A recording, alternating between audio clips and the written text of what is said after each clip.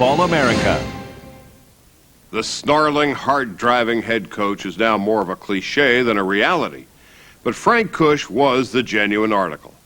With a steel jaw and an iron fist, Frank Kush forged his teams at Arizona State into winners. His methods sometimes were questionable, but the results never were. And the players who cussed him under their breath 30 years ago are now among the first to lift him on their shoulders today. Oh, Morris, God almighty. Come on, John, go right. Snap that head up. For Frank Kush, football and life held no place for crybabies or weaklings.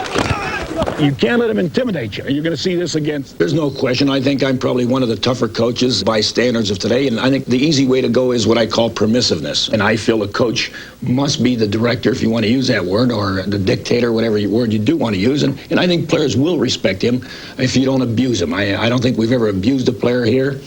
Therefore, I feel that they recognize what we are doing really is for their own good and for the good of the team. At Arizona State University, football is practically synonymous with Frank Kush.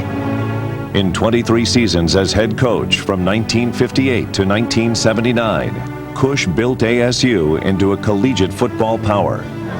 He grew up tough, the son of a Pennsylvania coal miner. For him, football meant opportunity, a chance to escape the life that killed his father. But he never forgot where he came from or what it took to get out. In 1995, former ASU players gathered to honor the man who led them to 20 winning seasons, 9 conference championships, and 6 bowl victories in 7 appearances, and to celebrate his induction into the College Football Hall of Fame. Frank, it's been a long way from Windber, Pennsylvania, but it was worth it. Thank you, Bob, and I'm going to pass this on to President Coors and to Chrissy Kijikawa. It was the first time Kush had been invited back to ASU since 1979, when he was fired in a controversy over his coaching methods. Kush arrived at ASU in 1955 as an assistant to Coach Dan Devine. 3 years later, Devine took a job at Missouri, and Kush was named head coach. He was only 29. I didn't know what type of a personality I was going to be, what type of a character I was going to be, what type of a coach, whether I was going to be a winner or loser. I just did the fundamental things that I acquired in high school in the same way at Michigan State under Biggie Munn and Duffy Doherty, and then what I acquired through Dan Devine, and I just embellished on that and then continued to progress from there. Kush quickly established himself as a tough disciplinarian who emphasized fundamentals and conditioning. He was a tough guy, you know, and I think everyone that ever played for him would have to say that. I don't care what position. I've seen him, throw guys off the field because they were missed a block or didn't make a tackle or weren't feeling well that day for whatever reason. So when he came on this field, when he came on Sun Devil Field, or you on his practice field, you better be ready to work. He had hamburger drills that what he used to call hamburger drills, where if you missed a block, if you're pulling guard and you missed your block, then he'd line you up, line the entire defense up there, and you would pull and block each man individually until you either beat the man or he got tired of seeing you get beat, one or the other. I had so many hamburger drills my freshman year, they called me Wimpy. Colette, if that guy goes to the inside, what the hell you do standing there looking? What's the play? Well, what the hell you looking in there for? Where should you go?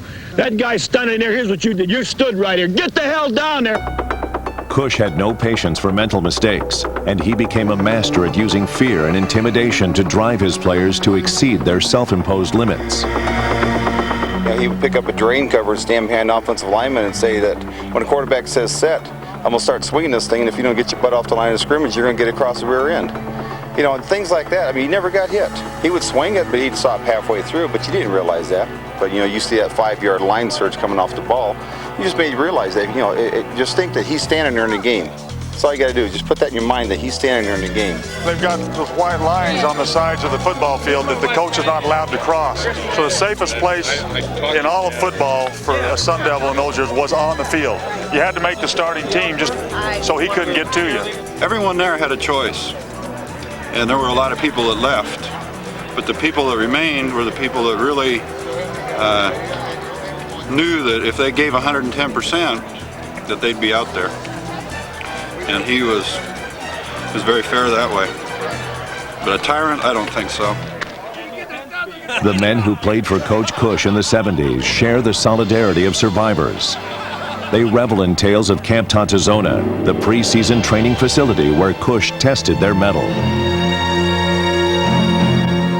He liked to say football is not for everyone. To make it as a Sun Devil, a man had to prove himself in grueling runs in the desert heat and punishing climbs up the infamous Mount Kush. You had to be tough to endure what Kush dished out in practice. Game day was the easy part. I mean, we used to run until the sun went down, and we needed to have that kind of conditioning for a lot of teams that we played. In the fourth quarter, second half, we beat a lot of teams because we were in better shape. The bottom line, we won. We won. I think in the 4 years I was here, we only lost something like 6 or 7 times. You know, so. And on the light side of that, we used to shoot off a lot of fireworks. Every time we scored, we shot fireworks. We must have went through, you know, $200,000 worth of fireworks that one season. It was fun. We had a lot of fun. The pinnacle of Kush's career at Arizona State came in 1975 when the Sun Devils went undefeated and won the Fiesta Bowl. Kush was named Coach of the Year. I really wasn't over-elated externally. In fact, I kept it inside because I was going to say to everybody else, hey, we're a hell of a lot better than everybody thought we were, and I'm not going to show that I'm over-elated about it, that we're ecstatic about winning it. But I think it was probably the football game in Arizona State's history that brought us over the hill as far as continued recognition. Because he made them winners, most of Kush's players accepted the harsh treatment to which he subjected them. But it only took one who didn't to cause his downfall. Coming up, more Football America.